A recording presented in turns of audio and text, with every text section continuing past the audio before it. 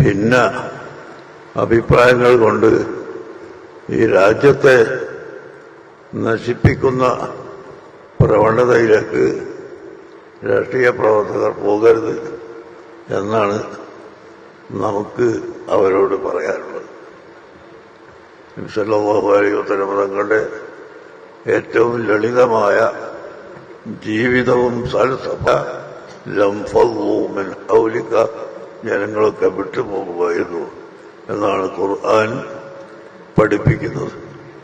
നാം ആ മഹത്തായ പദ്ധതി നടപ്പിൽ വരുത്തുകയാണ്. ഇവിടെ ഭീകരതക്കെതിരായി ഒരു കമ്മിറ്റി ഉണ്ടാക്കി പ്രസംഗിച്ചതുകൊണ്ട് പ്രയോജനമൊന്നുമില്ല. ഇപ്പോൾ രാഷ്ട്രീയത്തിൽ ഒരു സ്ഥിരതയില്ലാതെ അസ്ഥിരത വന്നുകൊണ്ടിരിക്കുന്ന കാലത്ത് ആ രാഷ്ട്രീയത്തെ ഉപയോഗപ്പെടുത്തി ഇവിടെ ഭിന്നിപ്പ് വരുത്തരുത് എന്നാണ് നമുക്കവരോട് പറയാനുള്ളത്. പിന്നെ മുസ്ലിം സമുദായം ഇവിടെ ഒരു സംഗതിയും പ്രത്യേകമായി ഗവൺമെന്റിൽ നിന്ന് നേടിയെടുത്തിട്ടില്ല. ഇന്ത്യക്കാരനാണ്, ഇന്ത്യൻ പൗരനാണ് എന്ന നിലയിൽ എല്ലാവർക്കും രാജ്യത്ത് എന്തെങ്കിലും ഒരു പുതിയ സംഗതി നേടിയെടുത്തിട്ടില്ല. ഞങ്ങൾ മുസ്ലിംകളാണ്, അതുകൊണ്ട് ഞങ്ങൾക്ക് അത് വേണം ഇത് വേണം എന്ന് പറഞ്ഞുകൊണ്ട് ഒരു സംഗതിയും നേടിയെടുക്കാൻ ഞങ്ങൾ പോയിട്ടില്ല. ഇതുവരെ ആരും നേടിയെടുത്തിട്ടുമില്ല. ഇന്ത്യൻ പൗരൻ എന്ന നിലക്ക് എന്ത് കിട്ടുന്നോ അതിൽ മുസ്ലിം ഉൾപ്പെട്ടിട്ടുണ്ട് ഇതുവരെ.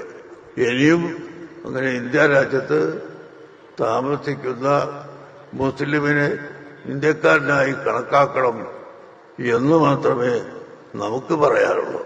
അല്ലാതെ ഇവിടെ മുസ്ലിംകൾക്കായി ഒരു പ്രത്യേക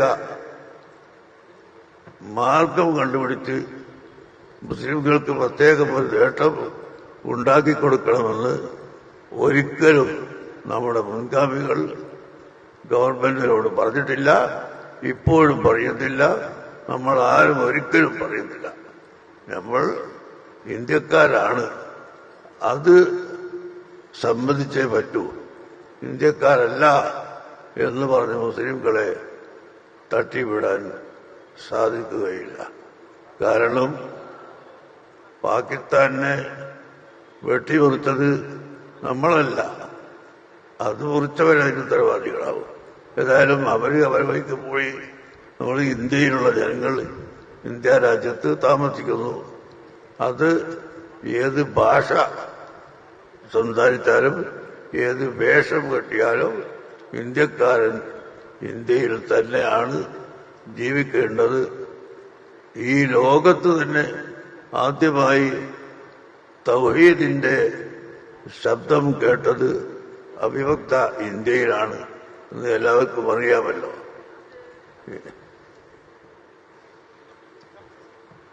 ഇപ്പോൾ ഇന്ത്യയിൽപ്പെട്ട സ്ഥലമല്ലെങ്കിലും ആദം നബി അലൈഹിസ്സലാം ഇറങ്ങി വന്ന സമയത്ത് ഇന്ത്യയിൽപ്പെട്ട സ്ഥലത്താണ് ഇറങ്ങിയത്. ആദം നബി ശബ്ദിച്ചത് ലാ ഇലാഹ ഇല്ലല്ലാഹ് എന്ന തൗഹീദിന്റെ കലിമത്താണ്. ഈ കലിമത്ത് ആദ്യമായി ഇന്ത്യയിൽ കേൾപ്പിച്ചത് ആദം നബി അലൈഹിസ്സലാമാണ്. ആദം നബി ആദ്യമായി കേൾപ്പിച്ചത് ഇന്ത്യയിലും ആണ്. അതുകൊണ്ട് തന്നെ ഇന്ത്യ രാജ്യം എന്നും ആ തൗഹീദിൽ ഉറച്ചു നിൽക്കുന്ന ആളുകൾക്ക് കൂടി ഇവിടെ അവകാശമുണ്ട് എന്ന് പറയുകയല്ലാതെ നാം ഒരു പ്രത്യേകമായ ഒരു സന്നദ്ധത അതിനുവേണ്ടി ഒരുക്കുകയോ കമ്മിറ്റി ഉണ്ടാക്കുകയോ ഒന്നും ചെയ്തിട്ടില്ല എന്ന് ഇവിടുത്തെ ഭരണാധികാരികൾ ഓർക്കുന്നത് വളരെ നന്നായിരിക്കുമെന്ന് എൻ്റെ അഭിപ്രായം.